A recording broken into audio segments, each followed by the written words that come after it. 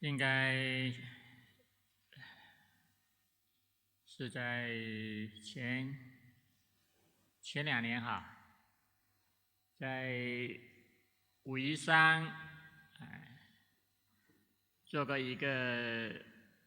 茶的专项的这个活动。当时呢，我做了一个开示，这个开示后来整理出来了，就是以茶养心，以茶静心，修身养性。那我们这一次呢，是这个茶的这个专项啊，是第一次这个进修营。那我就在想着，其实上一次呢，对有关这个茶专项的重要性，以及茶跟禅的一些关系，都已经做了一个简单的说明。那么这一次作为这样的一个活动，我应该给你们提供一些什么样的知识呢？也就是说，这个我们举办这样的一个专项，它的意义到底在哪里？因为我们也知道，现在这个茶馆啊，那真是到处都是，各种茶道、茶人，各种茶的培训班，以及各种这个茶的市场，茶的市场也很大哈。这个已经是一个很普遍的现象。茶同时也从普通的物质生活，逐步的正在提升为民众的一种精神生活、精神追求。那我们如果从这个普通的物质生活的层面来说，其实也不需要有太多的文化哈，就是泡茶、喝茶，有什么茶就喝什么茶，这主要是一个解渴，喝茶喝好茶，有钱人就讲究一点，没钱人就简单一点，但是在道理上、感受上，可能都是一样的，都是能够这个解渴，同时呢，也能够这个丰富业余生活。那么这个茶呢，因为它又不是一个普通的物质生活，它承载着太多的传统文化的内涵，尤其是禅文化的内涵。这个在中国历史上，它跟我们的这个中国的禅宗，然后到了日本，演变为这个茶道，那有着千丝万缕的关系。那我们现在的人喝茶呢，其实也是有3类9等哈。这个一般人，有很多人喝茶，他也会很讲究啊，比如说对环境的讲究，对器皿的讲究，也包括这个茶和禅的关系，比如什么茶禅一味呀，吃茶器呀，这些东西，大家也都很熟悉。那么尤其日本的这个茶道，它对现代人的影响也很大的。我们现在说的这个什么一期一会呀，什么侘寂之美呀，这个这样的一种这个生活美学，包括我们现在别院呢，这个到处插了一些什么柴火啊，还有那个什么这个很多破罐子啊，这个之类的东西哈，这个它都是受到这样的一种文化的影响。只不过是当我们在插这么一个东西的时候，我们给人感觉是一个进入到柴火房，还是进入到一个生活美学空间？在这里可能是不一样的。你插不好呢，人家就以为进入到一个柴火房了。你插好了，人家觉得这是一个生活美学空间。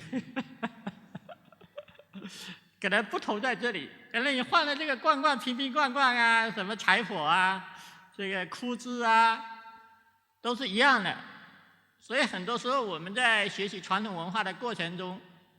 就大家都在做这个事，做这个事的它的意义到底在哪里？它的精神，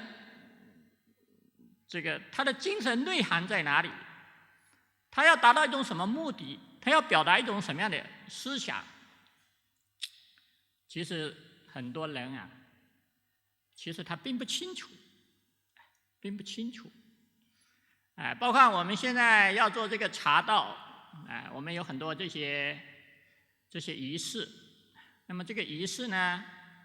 是为了表达这样的一种仪式而表达这样的一种仪式，还是说通过这个仪式，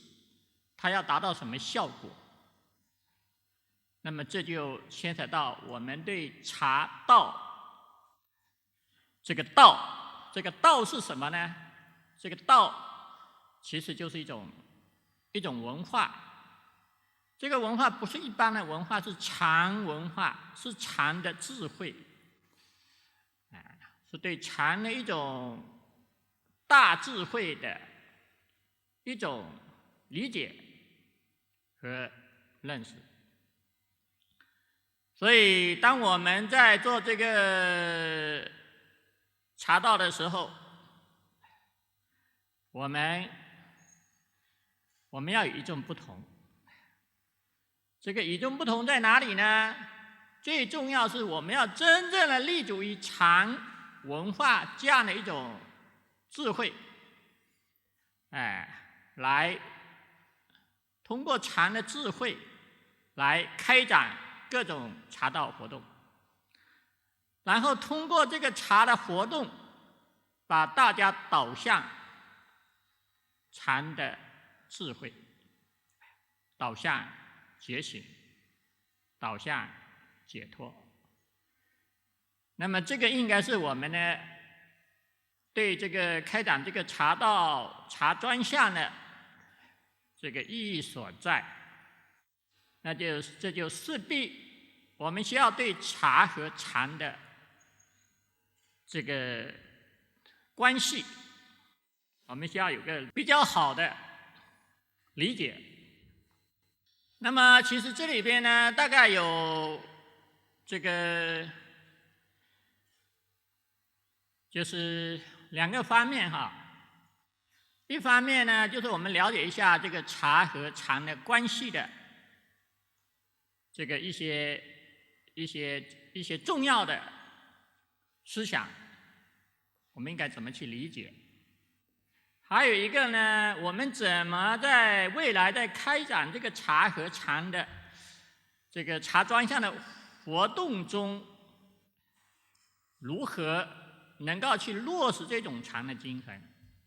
如何能够引导社会大众导向这个禅的智慧？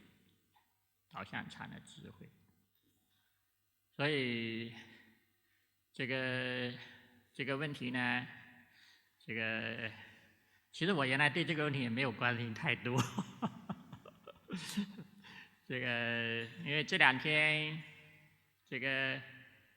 给你们做一个讲话，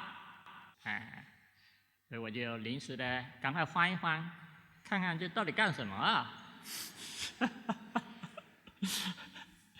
临时翻了一下，临时翻阅了一些资料，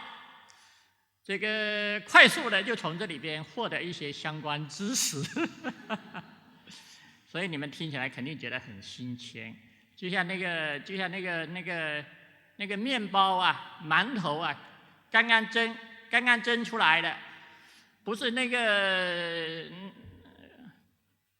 东西已经换了很长，不是换了很长时间了哈，是刚刚蒸出来的啊，那么关于这个茶和禅的关系呢，我觉得有几个点，我们大家都在说，但它究竟是怎么回事？我想给大家呢做一个分享。那第一个其实就是吃茶器了，有吃茶器大家都知道，这个很多地方都挂着茶室都会挂着一个吃茶器，这个吃茶器呢，这是一个典故，这个典故呢是跟这个赵州禅师是有关系的。赵州禅师就是他的道场，就是在赵县，北陵市，人称赵州古佛，他是一个唐代的大禅师。那有一天，就是有人来找他，这个禅师就问他你到过这里了没有？他说没到过这里，吃茶去。问另外一个，你到过这里了没有啊？我到过了，吃茶去。然后呢，这个院主啊，就是寺庙的管理的人啊，那个院主，听了之后，他就问禅师喽，他说为什么来过了也要吃茶器，没来过的也吃茶器？然后赵州就叫这个院主，赵院主回答了一下，然后赵州禅师讲吃茶器。都是吃茶器。我们听起来呀，是不是觉得很普通哈？就是吃茶器嘛，是不是很普通？其实我觉得这里边呢，其实有2个内涵。一个呢，就是禅修，它并不是一个非常玄妙、奇特或者一个非常特殊的行为。禅修其实就是一种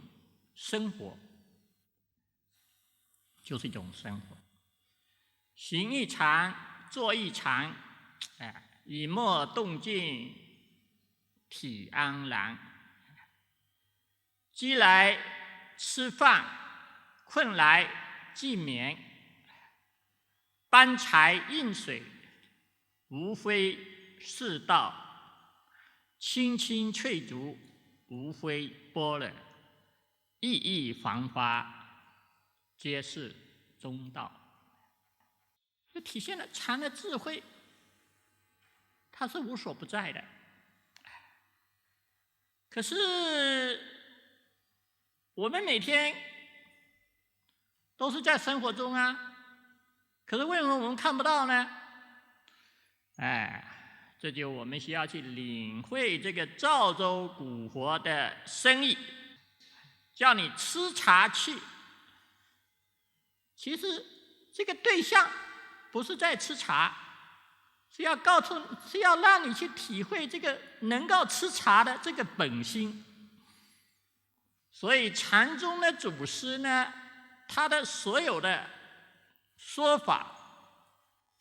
事实上他都是以叫做什么？叫做本分式相见。本分式相见，什么叫本分式？禅宗就是要你去认识你的本心，认识你的本来面目。所以吃茶的重点不在于吃茶，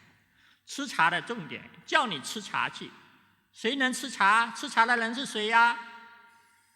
但我们平常呢，赶快吃茶，看这是什么茶，这是什么好茶，这茶甜香不香，甜不甜？我们都是在向外。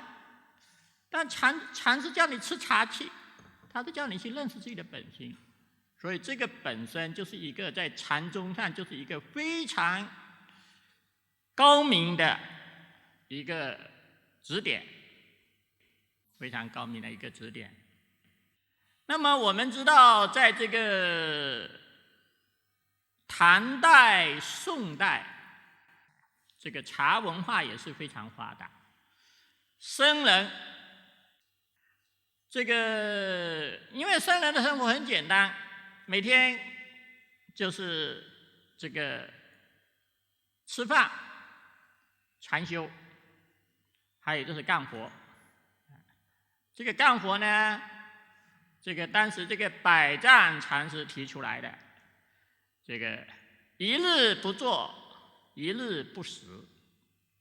所以这个寺庙里边有一个活动叫什么？叫这个出坡。就像我们说，有东西来了，大家赶快去搬东西，敲一下钟，大家都去干活。要扫地，需要大家出动的时候，大家都去干活，然后大家都修行。修行的时候大家都修行，干活的时候大家都去各干各的。然后除此之外呢，种茶、喝茶也成为这个僧人生活的一部分。那么既然这个茶它是僧人生活的一部分，那这个禅师的对这个学人的教导啊，跟我们现在人是不一样的。比如说教下，我给你讲一部什么经啊，我给你讲一个什么道理呀，不是的。那这些祖师们他就是在生活中随时指点你。修行就是在生活中，修行就是在生活中。那茶既然是生活的一个重要部分，那吃茶去，它就是成为一个非常重要的接引方式。所以在这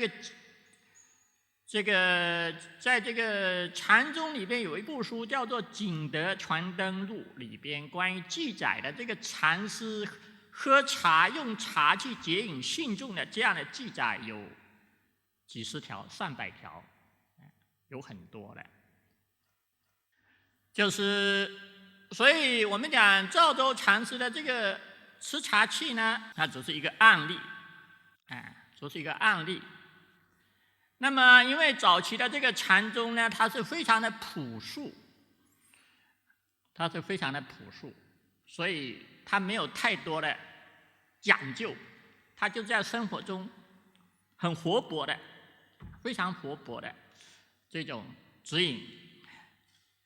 那后来呢，这个禅宗早期的寺庙是在密宗的寺庙里边。那么后来因为禅宗的兴起啊，就开始呢这个佛教里边有一句话叫做"马祖兴丛林，百丈立清规"，就有自己的丛林。那有了一套丛林之后呢，就会有一套制度。我们现在讲的叫什么？百丈清规。在这个百丈清规里边，就有一套关于喝茶的这样的一些仪轨。当然，尤其早期，我们现在的清规是元朝之后的，但是唐朝、宋朝，从百丈祖师立的清规，然后到宋朝，这个清规里边都有关于如何喝茶的，这样的一些篇章，那么在这个丛林里边，对这个茶文化做这个茶会这一套形成一个比较有影响的这样的一个道场，其实就是有个径山寺，这个径山茶会。这个径山茶会呢，当时径山寺就是在杭州有个径山寺。这个径山寺在宋朝的时候，它影响非常的大。当时江南一带有五山十刹，它是五山十刹之首。他们那里举办的茶会有一套仪式，这个好像他们是因为日本的这些茶会呀、茶文化很多也是从那里传过去的，所以日本人经常也会到径山寺，来参访。所以这个径山茶会，就是这个日本的这个茶文化，它是受到中国的禅宗和这个寺庙的这个僧人怎么喝茶这样的一套生活的影响。当然，我们知道在寺庙里面生活喝茶，它的整个环境都是非常朴素。禅师嘛，他这个寺庙，他就是要过一种最自然的、最简单的生活。那么这样的一种自然的、简单的、返璞归真的，然后又富有精神内涵的这样的一种这个茶文化的生活，它其实对后来的这个日本的这个茶道，产生巨大的影响。日本的茶道，它的思想就是渊源于这边。那这个是关于这个吃茶器哈，这个是需要给大家介绍的一个概念。然后第二个呢，就是我们大家也非常熟悉的，就是什么禅茶一味，这个禅茶一味。这个禅茶一味呢，我们从这个概念上来说，这个禅茶一味就是茶就是禅，这个喝茶它就可以这个变成参禅，喝茶可以变成禅修，那就是茶禅一味。事实上就是要在茶文化中赋予禅的内涵。要有禅的内涵，要有禅的智慧。你要把这种禅的智慧带到茶文化里边，那么才能谈得上茶禅一味呀。那如果不带进去呢？是一味还是两味啊？两味的，那就是贪嗔痴，那就是茶跟贪嗔痴是一味的，不是跟禅是一味的，那么这个是一个方面的意思。还有一个方面呢，我可以从一个更深的这个层面来理解这个东西。这个禅的智慧，禅是什么？禅就是禅的本质就是觉醒的心。禅的本质就是万物的本质，就是万物的本质。万物的本质都是禅，都没有离开禅。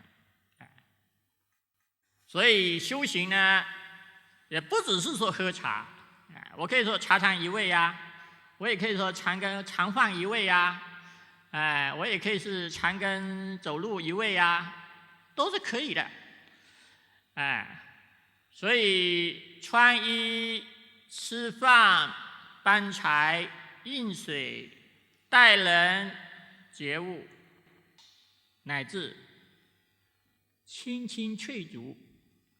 熠熠繁花当然这个说的都是很美好的，还有不美好的，比如说道在蝼蚁，道在瓦砾，道在屎尿，这都是禅啊，它的本质都是禅啊，只不过它的划线引起的这个显现不同，所以禅的智慧可以在一切事物中去体会。你看，我们看到这个唐代有很多禅师啊，他们呢，比如有的看到桃花开了，凌云一见不再见，看到桃花开，一下开悟了，有的可能这个看到那个瓦片掉下来，一下子一即忘所知，便不假修持，一下子咣当一声，一下就顿悟本心。他可以通过各种各样的因缘都可以打开，一下子心就空掉，妄想就空掉，就像我们这个走路，突然间一个人在后边打了一下你的后背，突然间你一惊，其实这个时候脑袋是一片空白的。这个脑袋是一片空白的时候，是一个认识自己最好的时候，这是一个体悟本性最好的时候，因为这个时候妄心一下就空了，脑袋一片空白，所以如何拨开迷雾，才能够体认到自己的本心。所以这个从这个意义上来说，茶禅一味这样的一种智慧，其实呢，就是从本质上，禅的本质就是禅的本质就是禅。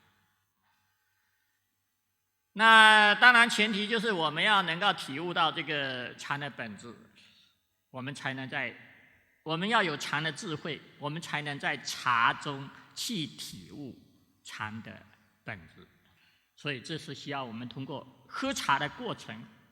如何来？我们在喝茶的过程中，其实还有两个指向，一个是进入到还复心的指向，一个是迈向空性、回归本心的指向，一个是迈向觉醒，一个是迈向轮回。那你在喝茶的过程中是迈向轮回还是迈向觉醒呢？这个就要有禅的智慧。没有禅的智慧，其实多数人都是进入到还复心，进入到这个贪嗔痴的串习里。那带着串习啊，我们会追求这个茶，色声香味触这个器皿好不好精粗就是会追求这种外在的东西，而不是通过这个外在的形式去体悟本心，这是完全不一样的，就是完全不一样的。那我们现在呢，这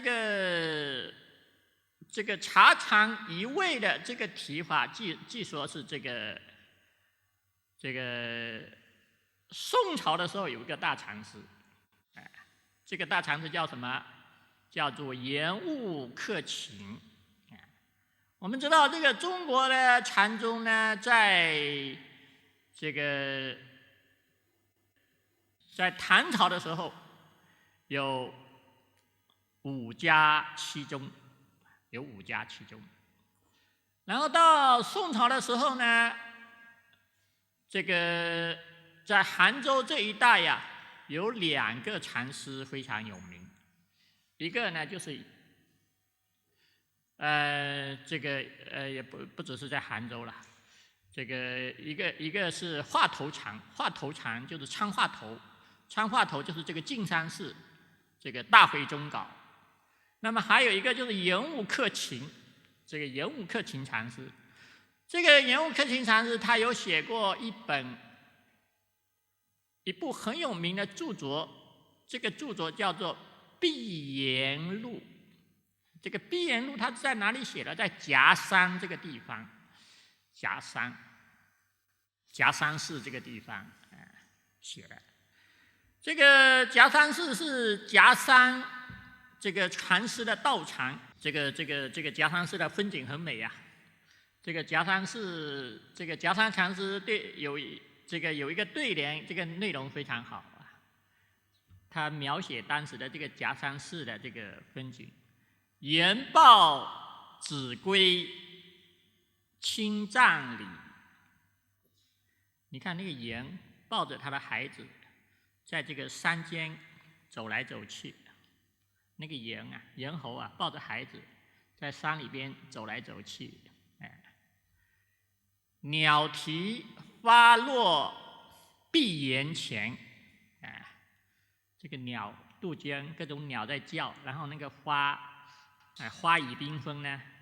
这个不一定缤纷啦，可能就是一片一片的往下掉，然后飘落在这个碧岩前，就是那个岩石上，那个房屋上，那个青苔上。描述了这么一个非常好的意境。那么这个圆悟勤禅师呢，他写过一个《碧岩录》，这个《碧岩录》呢，他就是对禅宗他选择了100则公案，禅宗里边就是禅师们如何去接引弟子的。什么叫公案？就是故事，100个故事。然后对这些故事呢，做了一些分析，这故事的内涵到底是什么？因为这故事其实这些公案是很难懂的，他这个禅师用了很多特殊的方式，他不是很直白的。然后这个圆悟克勤禅师就对这个公案进行，当然这个圆悟克勤禅师也是很喜欢喝茶的，他在喝茶的过程中，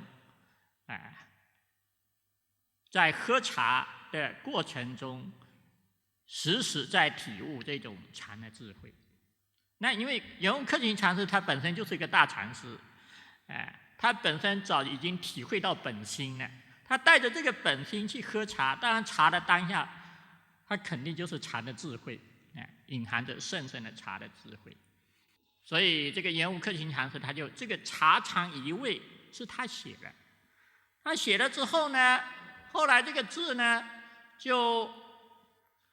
这个送给这个日本到中国来求学的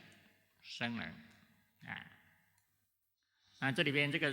字到底怎么过去的，还有很多说法然后这个字后来到了有一个很有名的和尚的手里，这个和尚这个禅师你们有没有看过一个电视剧叫这个一休哥这一休在日本是一个大禅师，他是一个非常机智的。日本的这个禅文化的这个茶道的创立和弘扬，主要有3个人，一个呢就是叫田村这个珠光，第2个是叫武野绍欧，然后影响最大的这个就是千利休。那么这个田村珠光，他呢，就是他提出了这个草庵茶。所谓草庵茶，就是说，当时因为宋朝的时候，这个就是当时这个。就是当时日本的这个朝野就是也有喝茶的这个风气也非常浓厚，但是大家在喝茶的过程中呢，可能会很讲究，这些排场啊、器皿啊、身份啊。其实多数人啊喝茶啊，都是追求一种很外在的东西。当然，平民老百姓也喝茶。那平民老百姓喝茶呢，他们可能就会用一种比较简陋的方式，哎。那么这个田村珠光呢，他就是在这个跟这些平民老百姓喝茶的过程中，哎，他创立的这个草庵茶，就他觉得茶应该是要茶的这个茶道的修行，应该要回归到一种自然返璞归真，要回归到一种质朴的生活，因为只有通过质朴的生活，那么一个人呢，你才能够更好的去认识自己，更好的去认识自己。那这个田村珠光这个茶人呢，他也受到了这个一休和尚，就是一休和尚跟着一休和尚学禅，跟着一休和尚学禅。那么也包括在一休和尚那里去，一休和尚指引他怎么来认识赵州的吃茶器，然后他在这里应该也是有所体悟。所以茶的这个文化，事实上呢，它就是蕴含着丰富的这个日本的这个茶文化，它蕴含着丰富的这种茶的内涵。然后从这个珠光一直到这个少欧，一直到千利休，然后千利休把这个茶道从一种普通的喝茶，到变成是一种修行，一种禅修，一种生活美学，同时也成为一种就是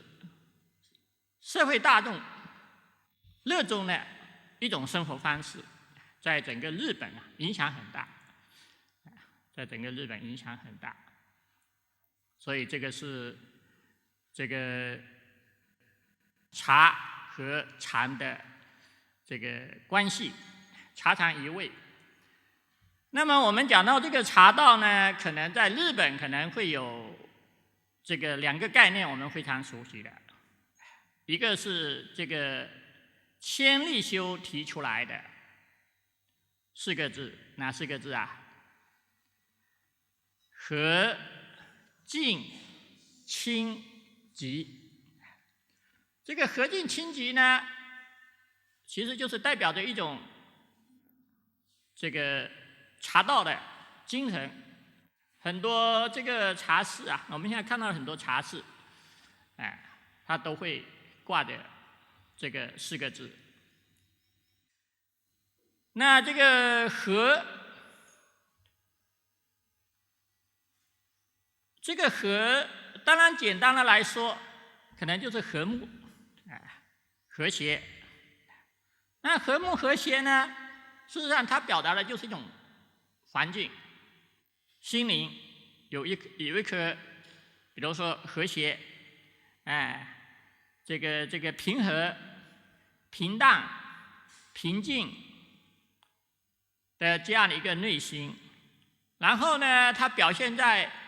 不只是和，不仅仅要表现在个体，同时也表现，比如说人跟物的关系，人跟人的关系，它都要达到一种和谐、和睦。那如果再扩大一点，它的一个思想境界，它的一个哲学基础，其实就是天人合一。所以通过在喝茶的过程中，事实上是要去体会这种天人合一。然后天人合一呢，事实上就是要消除二元对立。那么要消除二元对立呢，事实上就是要空掉当你在喝茶的时候，你的身份啊，很多东西你都要空掉，包括对很多外向的执着，都要空掉。所以茶呢，它虽然有很多仪轨、很多形式，其实这是一种方便。通过这种仪轨和形式，事实上是要在帮助你静心，然后在帮助你静心的同时，你又要超越这些形式的执着，否则的话，我们执着于这些形式，其实它跟真正的茶的精神是茶道的精神，真正的茶道的精神是这个不吻合的。一个是和，第二个呢，就是要有敬，敬就是要有敬畏之心，就是一个人，这个就是你怎么来看待天地万物，一花一世界，一叶一如来，所以你对每一个人，对天地万物，你都要有一份敬畏之心。然后在这个整个这个茶的这个过程中呢，就是它是要有仪式感的，它是要有规矩的，它是要有长幼有序的，那么这个意义到底在哪里呢？禅不是要突破一些形式吗？那为什么要有这些形式呢？其实这些形式它是一种方便，我们平常的人，这个凡夫啊，他都是心随境转。你进入到一个非常庄严肃穆的环境，你的心就很容易静下来的。如果这个环境很混乱，其实你的心也很容易很混乱。所以静，就是要体会的这个茶道的精神，以及在这个茶会中，他所要表达的一种境界。然后第三个字呢，就是清，这个清，简单的说，就是我们这个环境呢，你可以简陋，可以粗糙，可以破旧，可以贫穷，但是要清洁，要干净，要干净，要干净。所有的环境啊，要一尘不染，要很干净。你看，我们看到很多这些日本的这些茶室，它看起来就很干净，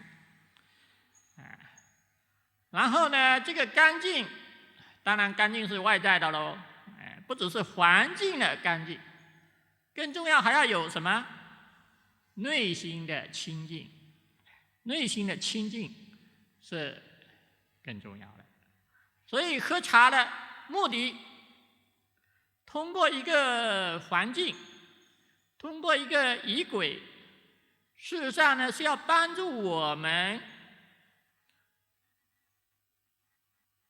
净化我们的心灵，让我们的心，能够静下来，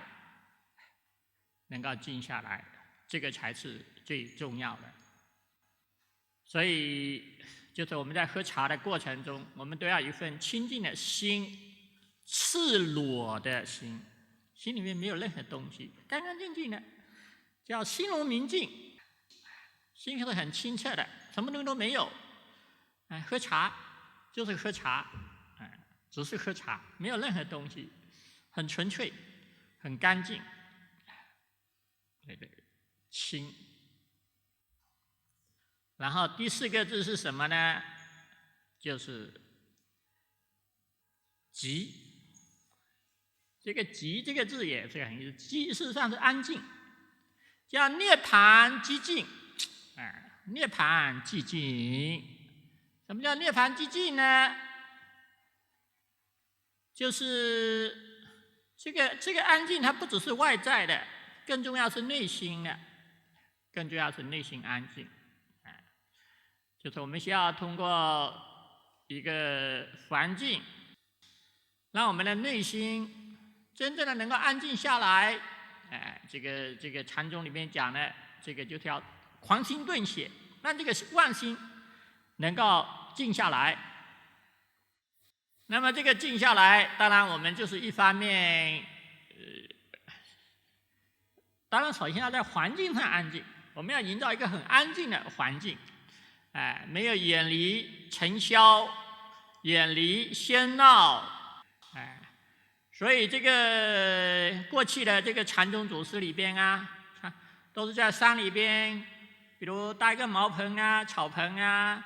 换一个很质朴的桌子啊，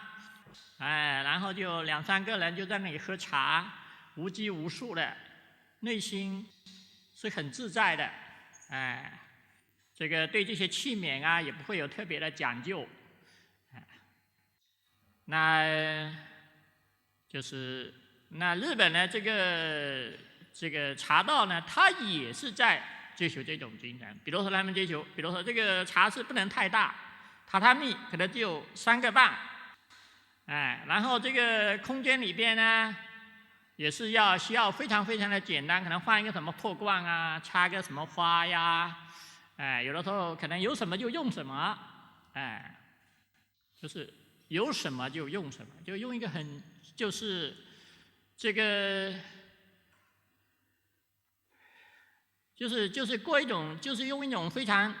简单的方式。话头延伸到哪里去了？何尽清寂啊！讲到这个何尽清寂，就是安静，就是这个安静。首先呢，因为我们凡夫是容易心随境转的，所以我们需要通过一个安静的环境，然后才能达到这个内心的这个安静。然后大家都是很安静的，我们这个气场就会很安静，气场就会很安静。所以这个是，当然这里边可能有不少是我自己理解的哈，我又是用禅的智慧来理解的，肯定不会有问题的。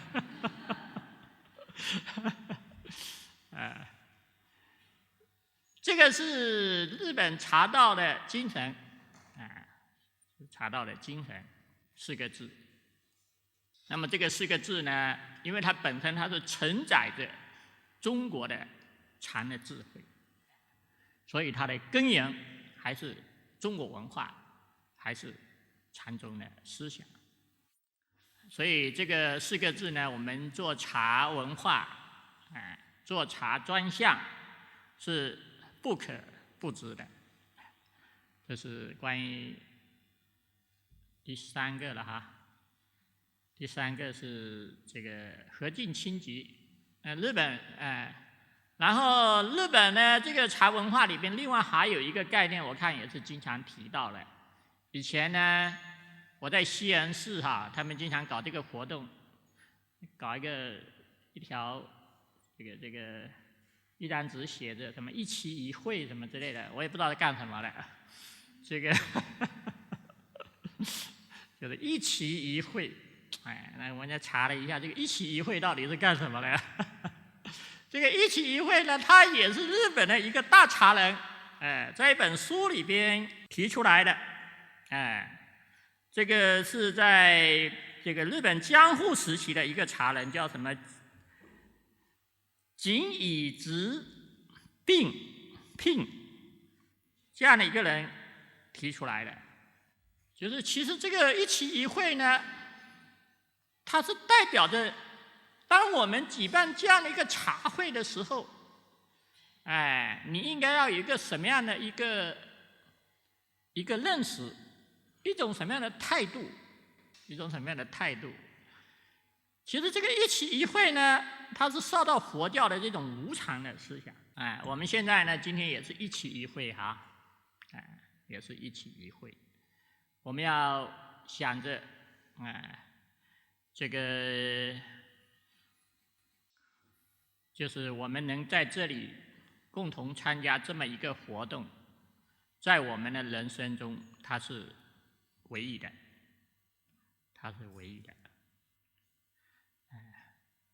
这个唯一是什么意思呢？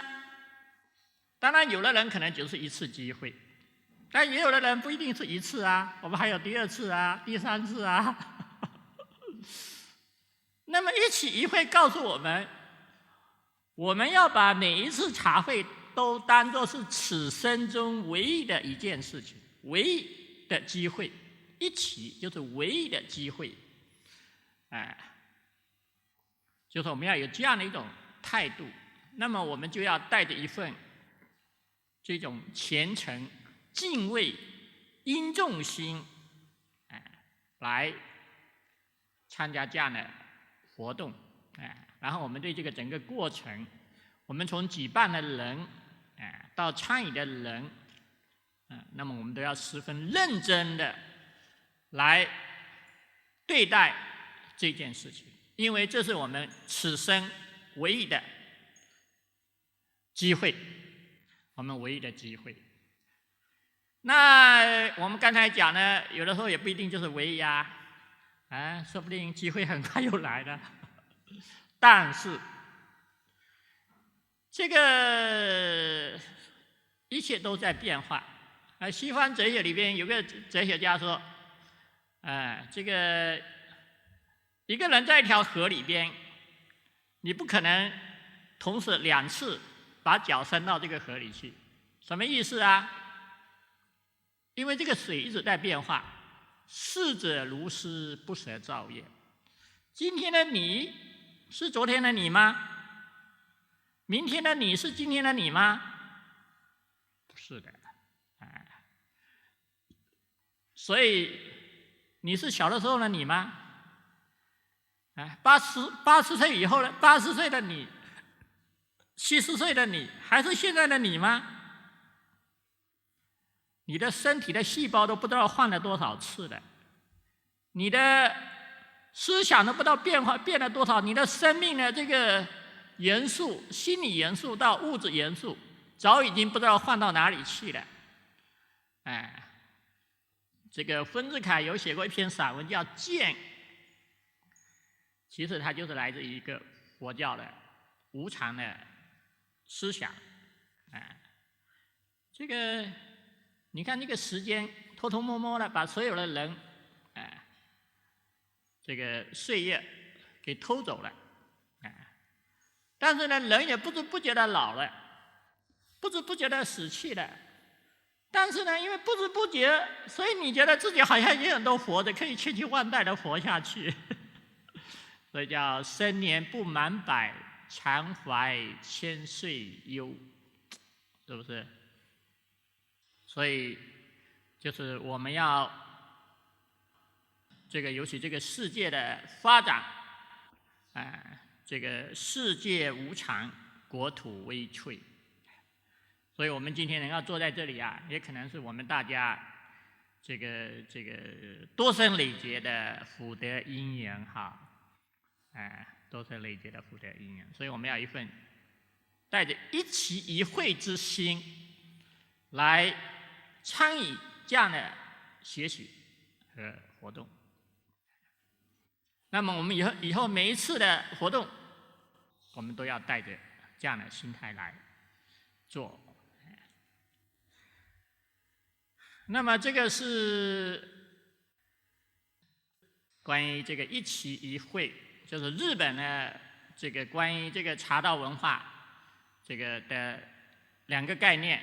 一个是和敬清寂，还有一个是一期一会。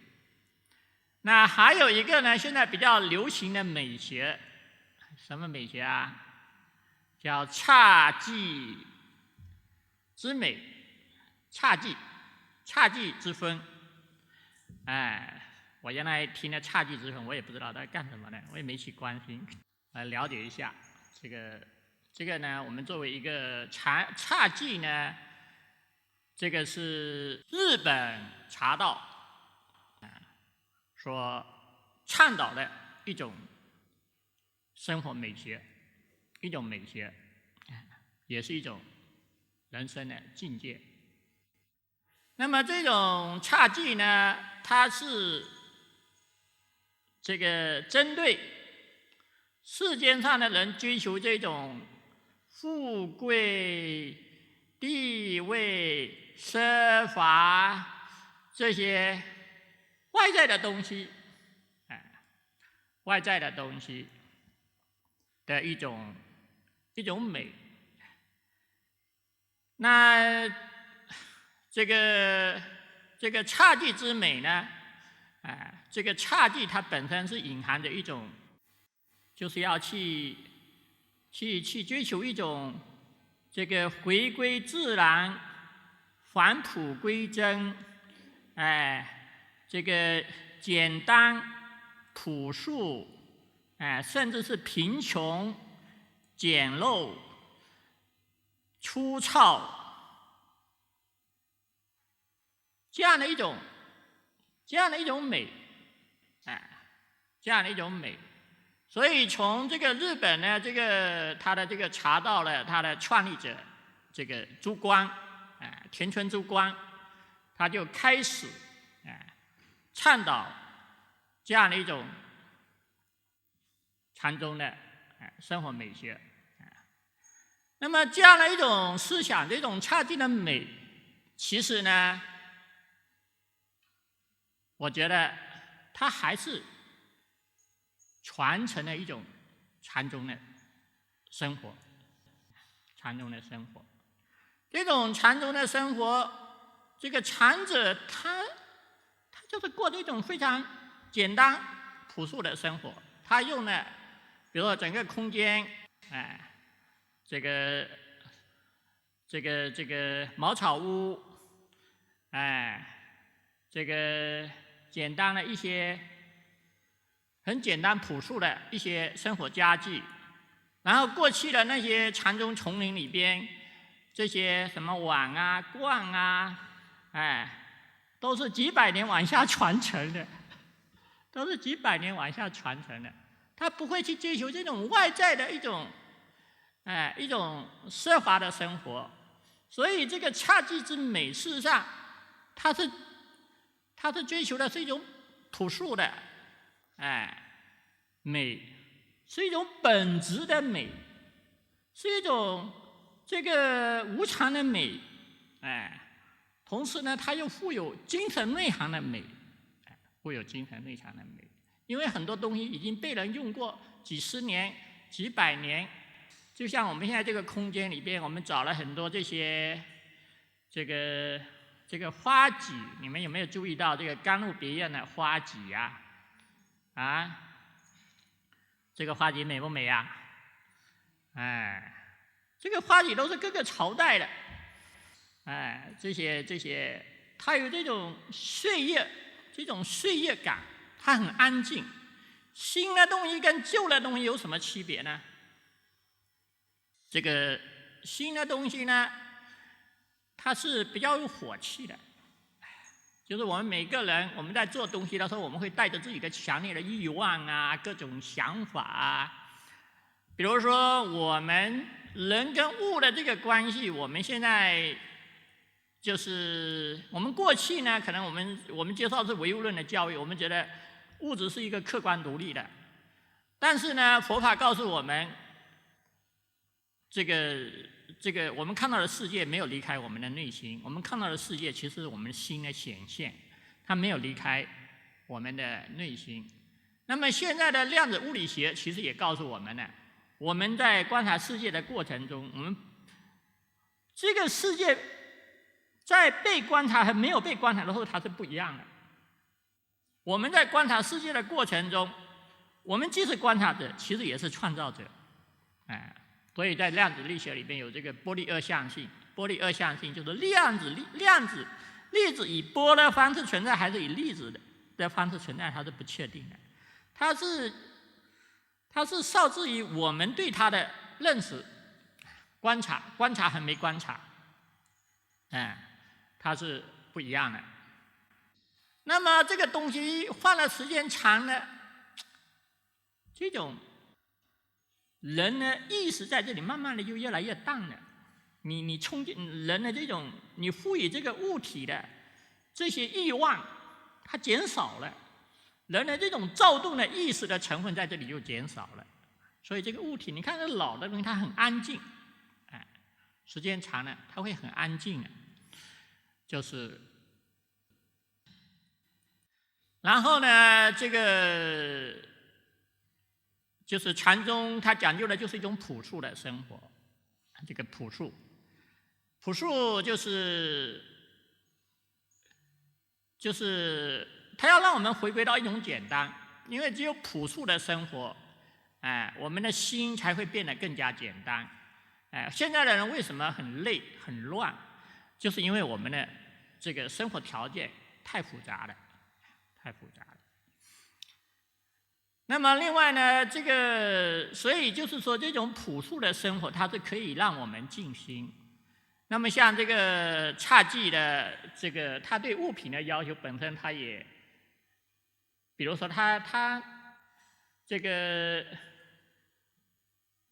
就是他也会讲究这种残缺的美。他不会去追求什么那种完整啊、对称啊、华丽呀，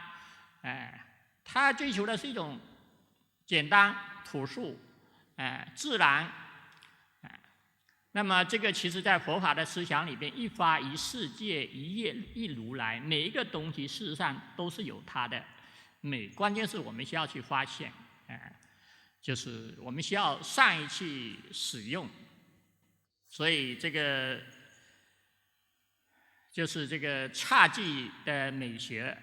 其实它还是受到这个禅宗、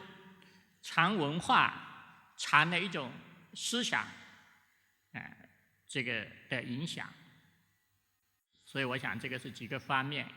就是作为我们今天对这个茶道的认识，从吃茶器。茶禅一味，然后再到什么？和敬清寂，这个一起一会，到这个侘寂之美，其实这里边呢，既包含着这个茶道的思想源头，以及到这个茶道在日本的形成，以及这个茶道它的这个精神内涵。那么领会这样的一些精神内涵，其实是可以帮助我们更好的去做好这个专项，更好的去做好专项。那么这个是对于茶与禅的关系的一些说明。那么下面呢，大概讲一下我们如何通过茶的专项来完成禅的修行？如何通过茶的专项来完成禅的修行？那这个也有几点哈。第一点呢是放下、放松、放空。放下，我们要来参加一个茶会，那怎么能够喝好一杯茶？现代人最大的特点就是静不下来，每天呢，这个身心焦躁，心里边放的东西太多，然后在这里喝茶呢，他就没有办法把这个心禅修，其实最重要的就是要把心带回当下，不要活在过去，不要活在未来啊！我们在喝茶还想着我们明天要干什么，后天要赚什么钱，想着这些东西，或者想哎呀，我过去怎么样？喝茶就是一个吹牛的机会哈，这个可以显摆呀，我怎么，哎呀，我赚多少钱啊？我的事业多大啊？这个就是活在自己的这样的一些幻想里，那么现在喝茶呢，要把这些身份啊、事业啊、这些各种执着啊，要通通的放下，就是要放下尘俗里边的一切，你才能开始进入到茶道。否则的话呢，你还是带着你的世俗心在喝什么茶？在喝着世俗的茶，不是喝的是禅茶。所以我们这个茶有世俗茶还是禅茶。这个世俗茶跟禅茶是不一样的。你要换下的世俗心，你才能喝到禅茶。你带着世俗心，你喝到的什么茶都是世俗茶，都是世俗茶。所以放下，然后呢要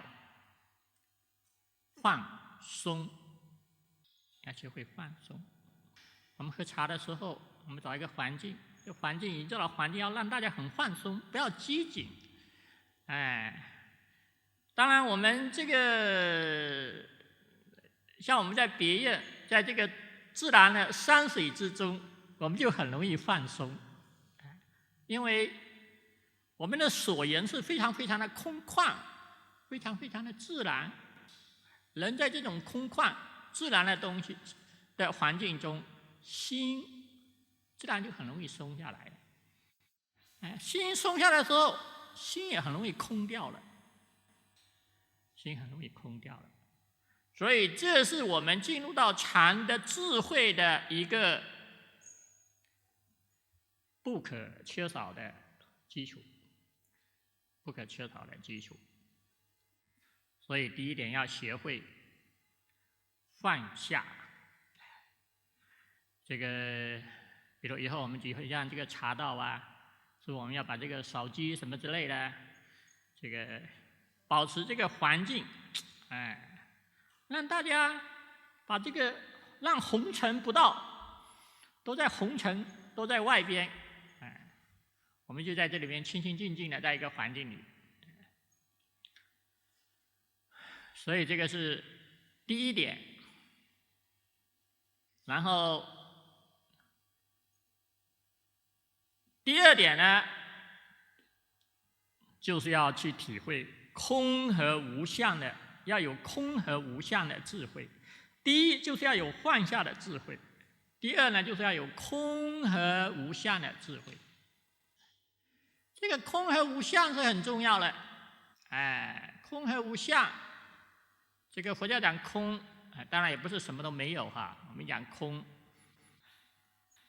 就是是不是什么都给空掉了？也不是的。空其实就是要空掉我们的所有的设定和执着。这个执着呢，包括我们对世界外在世界的执着，还有包括我们对内心的各种情绪的执着。因为我们为什么没有办法去体认自己的本心呢？因为我们的内心就是被卡在，可能我们很多人会活在自己的不同的欲望里，活在自己的各种这个情绪里，你会走不出来，爱呀、恨啊，对事业的执着啊，各种执着，你会被卡在里边。你执着什么，你在乎什么，你就会被卡在哪里。但其实呢，并不是说我们今天看到的东西，并不是这些东西有哪一样东西能够卡住我们的。这个佛教里面讲，若能无心于万物，何妨万物常为劳。也可以做到百花丛中过，片叶不沾身。那空要空掉什么呢？其实最主要还是空掉我们内心的种种世俗的种种设定、种种执着、种种烦恼，要空这些东西的。无相，这个无相，我们都是活在有相的世界里面，我们会执着于各种相，色声香味触法。但是我们要体认的这个空性啊，这个它是以无相为体。禅宗里面有3句话，叫什么？叫无念为宗，无相为体，无住为本，无念为宗。是说我们所要证的这个，我们禅修目的就是要去体认这个无念的心。什么叫无念的心呢？就是超越念头背后的这个本心，就像超越云彩背后的虚空。我们人都是活在云彩中，我们都是活在念头中。那我们现在要从这个念头走出来，然后才能回归本心。那无相为体，讲的是这个本心到底长得什么样子？这个本心长得什么样子啊？有没有颜色啊？有没有形状啊？是不是惊天动地的？还是幻光，时时在幻光啊？还是怎么样啊？那么禅宗告诉你，无相为体，这个心是没有相的，是超越一切形象、一切颜色，它就像虚空一样，它就像虚空一样。你去体会这个本心，这个心是无相的。然后呢，同时呢，这个心它是无住的。我们就想不执着，不执着，我们怎么才能真正做到不执着？如果你能够体会到这个无住的心，安住在这个无住的心上，这个心就是不执着的。就像虚空，虚空会执着吗？虚空不管来了多少云彩的飘动，虚空永远都不会。哎呀，你别走啊，这片云彩呀，要留住哪一片云彩？这个云彩比较好看，那片云彩不好看，不会的。我们的本心也是那样，心如明镜，就像一面镜子一样。所以这个无相，这个无相呢，就是我们在这个要认识到，我们要体悟的这个真理，它是最高的真理，它是无相的，它是超越一切相。那就是我们在这个喝茶的过程中，在这个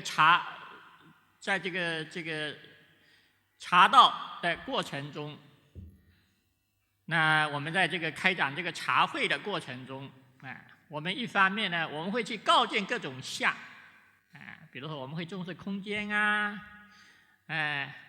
重视这个器皿啊，重视这个流程啊，我们也有很强的仪式感，有很强的仪式感。那么很多人呢，他可能就会很在意这些东西，很执着这些东西，那如果我们在意这些、执着这些，那就进入到世俗心了，就进入到世俗心了。那是不是就不要讲究这些东西呢？那不讲究呢，也是不对的，不讲究也是不对的。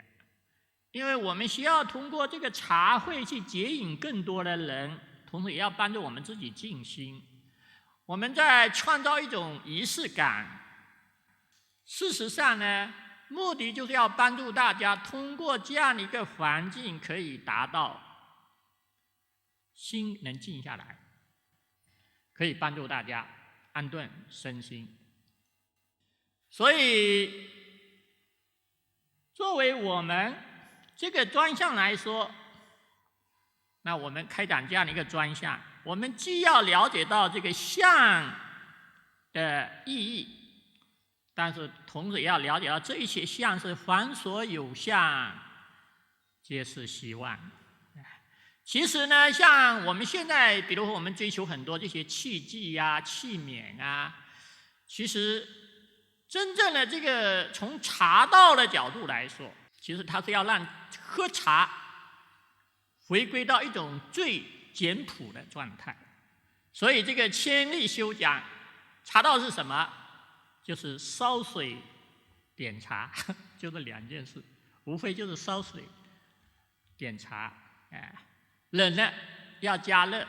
热的需要把窗打开，这个茶水呢，不冷不热，也不要太烫，也不要太冷，仅此而已。它就是一种生活。然后我们现在追求的这些，比如说这些器皿，那其实过去呢，这个每一家用的这些碗啊，它本来就是很普通的，就是普通老百姓用的，瓶瓶罐罐啊，看看把那个腌那个什么咸菜的缸哪一个来换这里，这个换一换，插个什么或者插一支香啊，对吧？那茶碗呢，每一个户人家自己都有茶碗，那只是拿出来，本来都是最平常的东西，本身它就是一种最平常的，它不需要去追求，所以这种简单简陋的生活环境，就是当时人们禅师们他的生活的一种本来状态，一种本来状态。那么禅的智慧，它就是要我们回归到这样的一种简朴的、自然的，一种生活状态。因为这种生活状态，它跟我们的本心更相应，它跟我们的本心更相应，它会让我们更安心，内心会更清净，会更自在，它超越了我们对外在的环境的各种执着。所以这个空无相，就是当然我们今天的人，我们如何在做这个茶道的过程中，我们一方面我们需要有一定的一些形式，但这种形式呢，所有的设定，它完全都是一种这个它不复杂，那么这些各些程序啊，应该都是一种非常自然的、朴素的状态，就是帮助大家如何在这个过程中把心能够静下来。所以所有的有相都是为无相服务的。这个日本的茶道呢，他们就是说这个茶道的开创，它就是受制于禅宗思想的无字，本来无一无。他们就是读这个六祖坛经，六祖的悟道本来无一无，受到这里影响。所以如何能够去体会这个本来无一无的境界，如何通过这样的一种表达，它更吻合这个本来无一无，那就是一种很简单的、自然的、朴素的，不造作。所以我们在禅修的过程中，就是告诉大家如何去体会这个不造作的内心。其实这是一个禅的最高境界，不造作的心。那就是本来无一无，这个无其实也是和无的智慧，无的智慧其实也是禅的智慧。通过无否定掉我们的所有的设定和执着，我们才能回归本心，才能体认空性。然后根据这样的一个无的智慧，然后日本的茶道和静清极，你要达到内心的平和平静，达到有敬畏之心，达到这个内心的清净，达到内心的安静，其实都需要有空的智慧、无的智慧做基础。没有这样的无的智慧，你的内心里边充满着各种设定啊、各种执着啊，其实你是没有办法跟禅的智慧相应的。这个是第二点。然后第三点呢？第三点就是我们需要有平常心。这个喝茶，这个禅宗里面讲，这个这个平常心是道，平常心就是道。那关键问题在哪里啊？关键问题，什么是平常心啊？看看我们现在大家有没有平常心？平常心，平常，我们现在的平常，我们现在的心好像是平常心，其实是不平常。平常心事实上是代表着心的一个本来的样子。我们现在呢，我们平常人，我们都是活在种种是非、种种设定、种种牵挂，种种追求、种种欲望、种种对立、种种自我、种种贪着。你说这个平常不平常啊？这都不是平常心。所以这个马祖道义他讲平常心是道，然后有人问什么是平常心，他就说了，平常心就是去掉我刚才说的这一箩筐东西，把这一箩筐东西都去掉了，这个心就是平常心。当你这些东西都没掉了，都空掉了，就是你的心的本色。我们现在的刚才讲的各种心理事实上都是因为我们的本心透过无明加工出来的各种产品，各种轮回的产品，都是轮回的产品。那我们基本上都是活在这些轮回的产品里边，所以这些轮回的产品呢，就会给我们不断的制造轮回。所以禅修呢，就是要回归到一种平常心。那么这个平常心呢，那么首先我们需要在生活，我们要去建立一种简单的生活，那么同时呢，我们需要学会在生活中修行。我们需要在生活中修行。这个生活中修行这个禅宗呢，它倡导的就是生活的修行。我们过去讲到修行我们就很容易想到了，这个修行要不就是念经，要不就是很严肃的打坐，把这个修行变得是一件很高大上的事情。但事实上呢，真正的修行是一种用心。这个用心呢，我们最近也对这个禅修方面的开示，我们未来这个禅修大概有三个重点。那么其中呢，当然第一个重点就是我们需要去通过选择一种事项，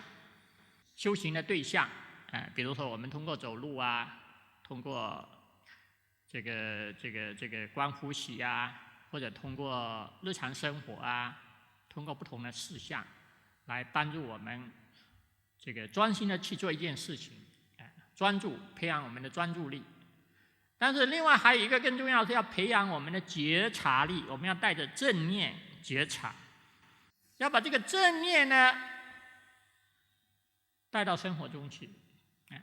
如果你的生活中有正念，你的生活中就有禅。所以我们看到整个这个禅宗里边讲的修行，无非就是穿衣吃饭吃喝拉撒，就是禅修。那大家都在吃喝拉撒，为什么就不是禅修呢？为什么呢？因为你带的是轮回的心理，你没有正念。你带着正念，那你的所有的生活都会变成禅修，所以这个就是禅修，需要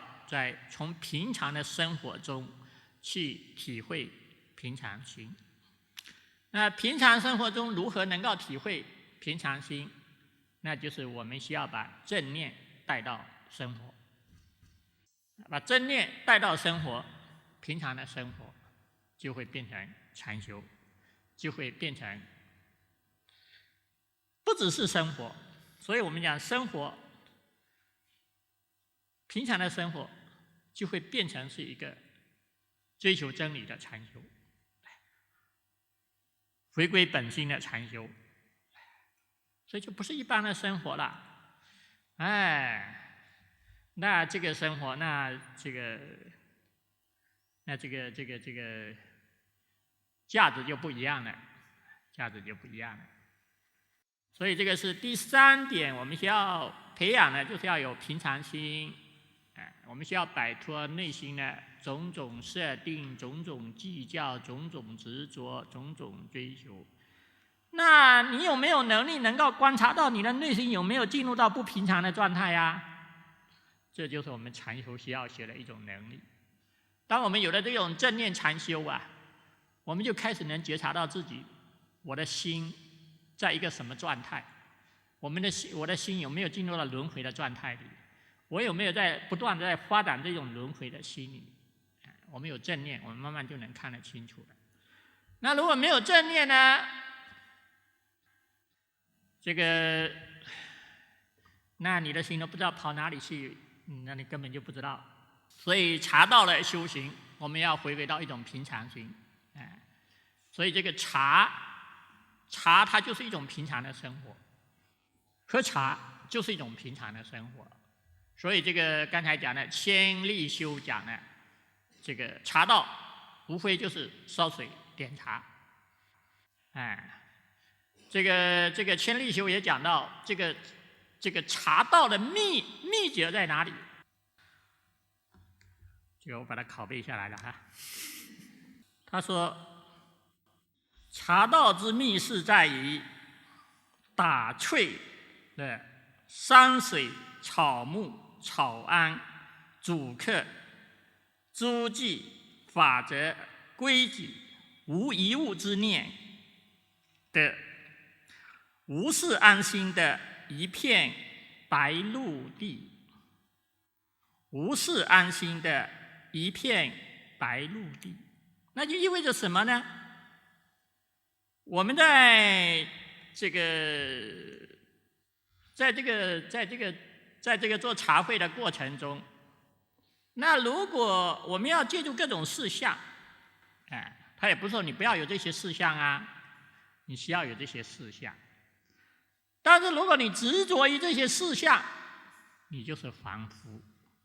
你就是凡夫。所以你既要有这些事项，但是呢，你还要超越这些事项，要能做到无心于事，无事于心。那么你怎么才能够做到无心于事，无事于心呢？你既做了，心又不粘上去，要靠什么？那就要有禅的智慧。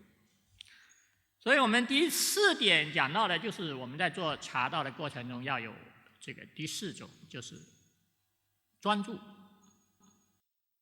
专注很重要。这个我们讲禅修，事实上它是有2个要点，一个是专注，一个是觉察。专注就是我们现在的人，要不就是昏沉的，没精神；要不呢，就是散乱、调举，东想西想。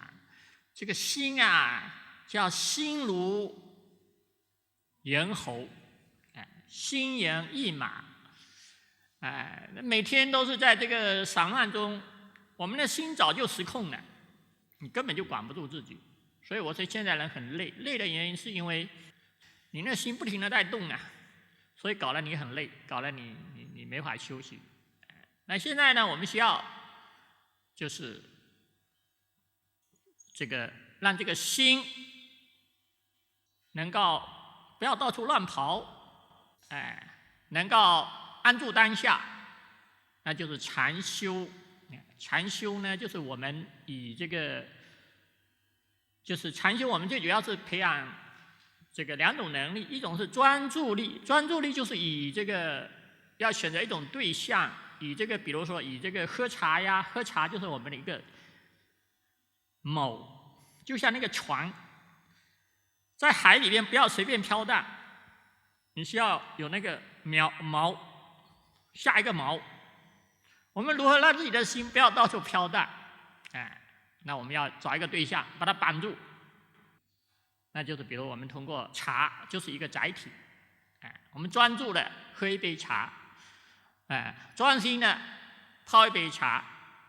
专心的泡一杯茶，专心的这个喝一杯茶。那这个过程中呢，这个如何能够达到专心的喝一杯茶，专心的泡一杯茶，那就是我们这一次这个要培训的内容。我们除了领会这个茶的精神、境界、生活美学，我们还知道如何泡好一杯茶，如何做好一场茶会。因为这个凡夫呢，它是需要通过一定的形式，一种庄严的形式，在这种庄严的形式感中，清净的形式感中，你的心才能容易静下来。所以所有的这些仪轨都是帮助我们，我们知道它的作用在哪里？帮助我们摄心，帮助我们静心，不是为这个仪式服务的，不是为了做仪式而做仪式，也不是为了布置场地而布置场地。布置场地，这个建立这样的一种仪轨，都是在帮助我们这个静心，帮助我们能够专心的来喝一杯茶。因为我们现在的人心太野了，没有这样的一个环境，没有这样的一个强大的气场，这个心是没有办法收回来的，你要知道了。所以这个我们大家要非常的清楚，非常清楚。所以这个专注就是要借助一个所缘境，一个所缘境。那除了所缘境之外呢，我们还有一个更重要的重点，光有所缘境还不够，我们要进入到禅修的第2个重点，那就是要觉察、内观。我们的所有的禅修，事实上都是为了要唤起我们内心的一种清明的力量，清清明明。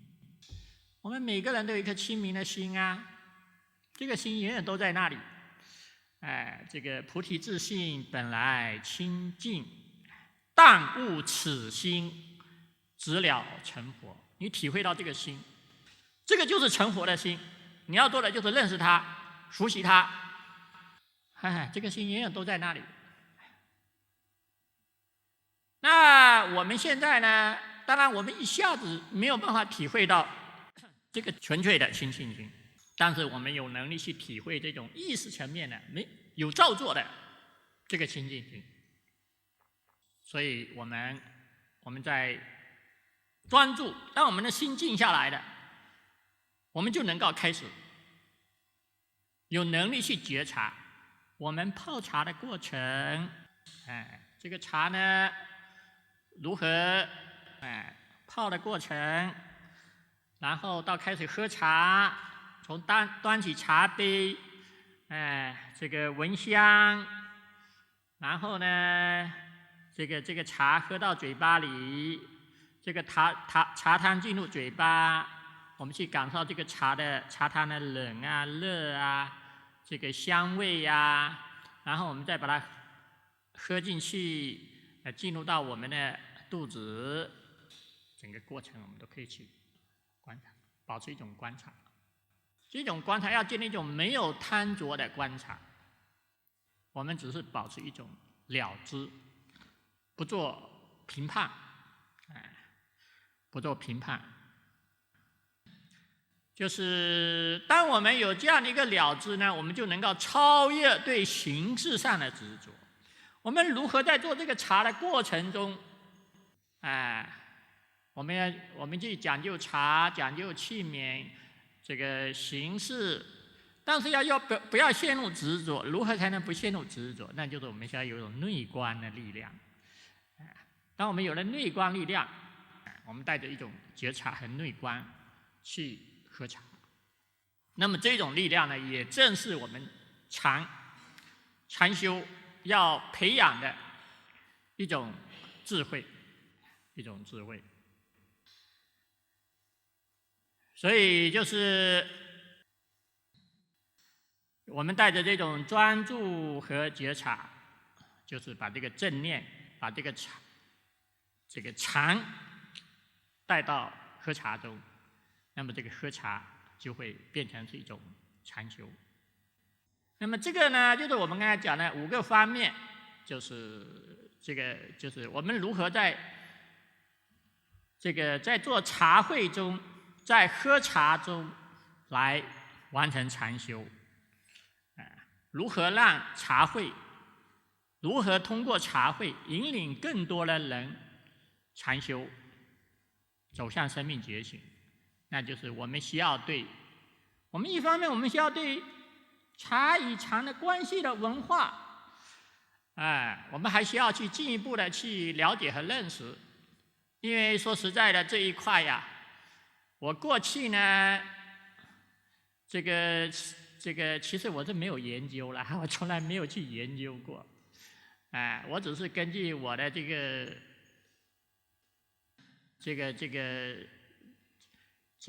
我自身的一些这些禅的这些素养吧，这些知识吧，再随便讲一讲，但事实上呢，从喝茶变成茶道，事实上它几乎在日本已经成为一个宗教了。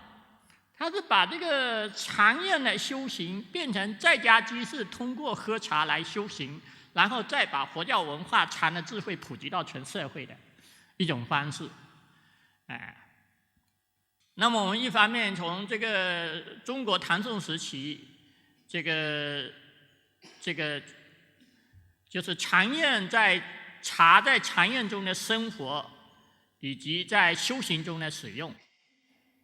以及它形成一套这个仪轨制度，然后再到日本之后，它又如何形成茶道？它所建立的这样的一套